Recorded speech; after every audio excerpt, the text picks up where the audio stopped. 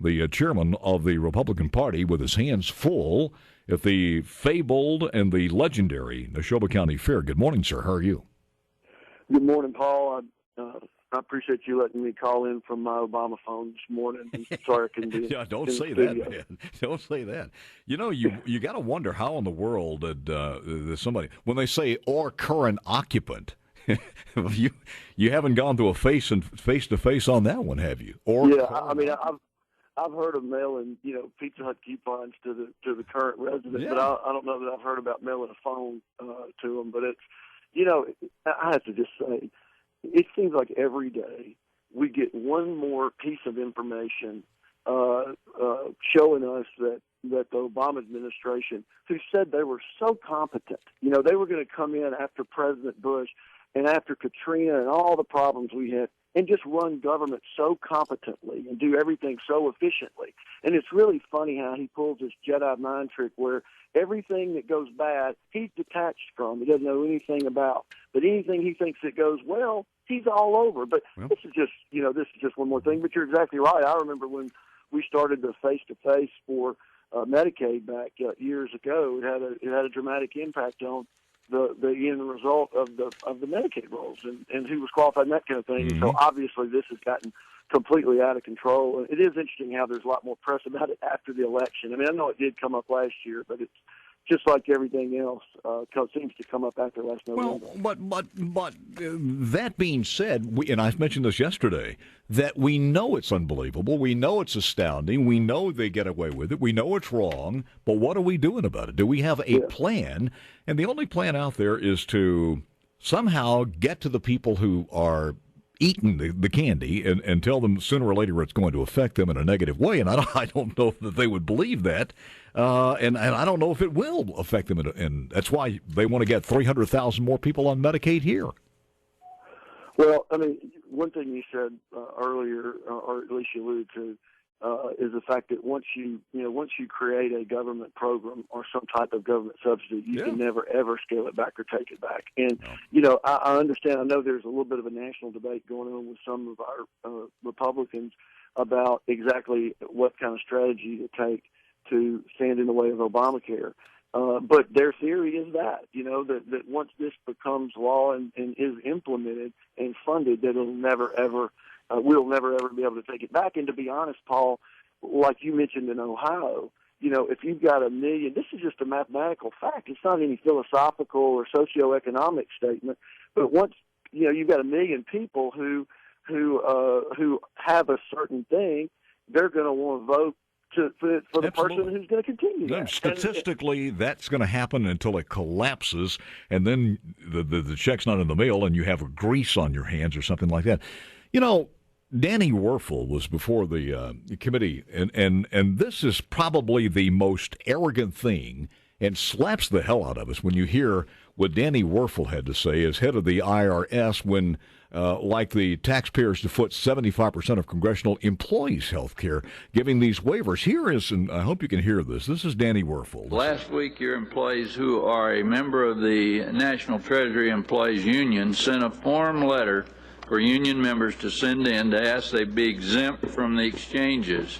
Why are your employees trying to exempt themselves from the very law that you're tasked to enforce?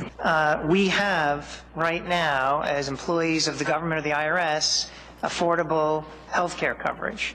And I think the ACA was designed to provide an option or an alternative for individuals that do not. And all else being equal, I think if you're an individual who's satisfied with your health care coverage, you're probably in a better position to stick with that coverage than go through the change of moving into a different environment and going through that process. I prefer to stay with the current policy that I'm pleased with rather than go through a change if I don't need to go through that change. Oh, my Lord.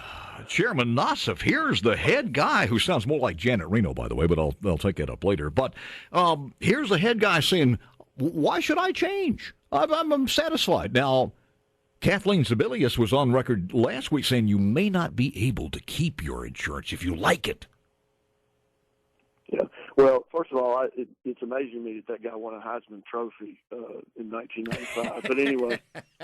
Well, he was in a different uniform then. Oh, that's right. But look, this Obamacare, implementation or rollout to me seems like they're just making it up as they go along, and it's policy mixed with politics. Whether you're talking about the employer mandate they're delaying until after 2014 or this change, this is obviously, in my opinion, Paul, and I'm, I have a certain point of view, and I know some people are going to disagree with this, but I think what you just played is kind of the foundational principle of what a lot of liberals believe, which is something might be good enough for you, but it's not good enough for me.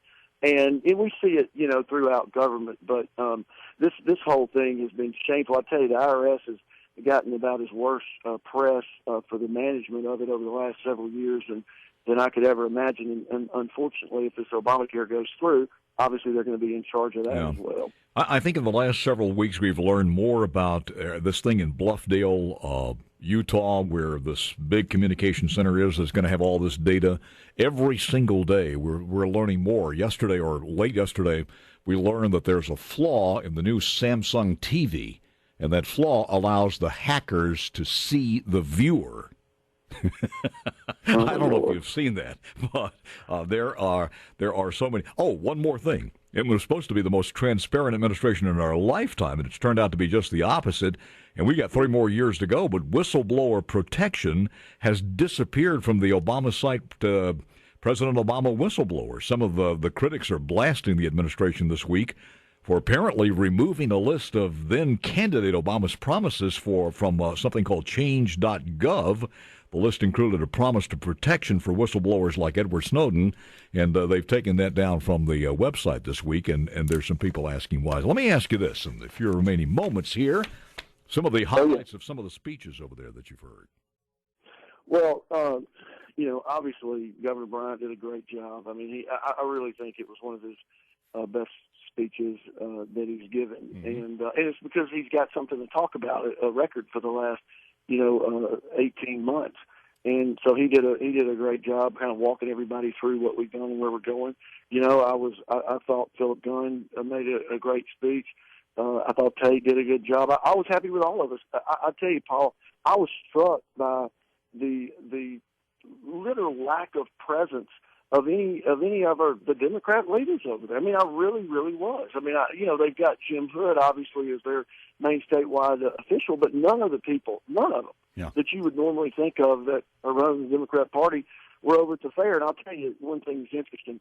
You know what people wanted to talk to me about? It really wasn't about the speeches as much as it was about Hattiesburg.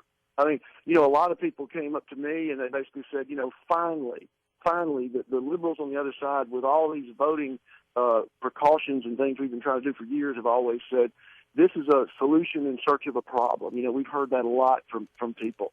And they've said, well, now we can see, and everybody can see it's not. And people are really upset about that, not only for Hattiesburg, but some people are a little bit too intelligent to believe it's just happening there, and it hadn't happened anywhere else. So the speeches were great. There were a lot of, political discussion over and above the speeches. But I was very proud of our people. What's the buzz out there? I mean, because the buzz was on who's going to run, who's not going to run. But anything new that you heard in the last 24, 48 hours?